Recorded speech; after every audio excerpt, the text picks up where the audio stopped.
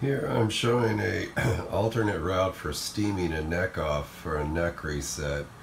There's my pressure cooker. The heat is going, and I have, you see the end is actually metal, which I've got clamped onto this hose, which I believe may have been fuel line from a hobby shop for RC airplanes.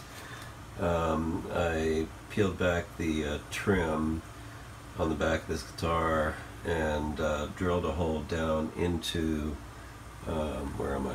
Down into the neck joint, and on the interior, if we can see in there, there's the hole as it comes. Whoa, here comes all the steam. So I'm blowing steam into the joint, and hopefully that's going to loosen up the glue joint. I used a heat gun first to free up the tongue of the fingerboard from the body, and we'll see how this goes.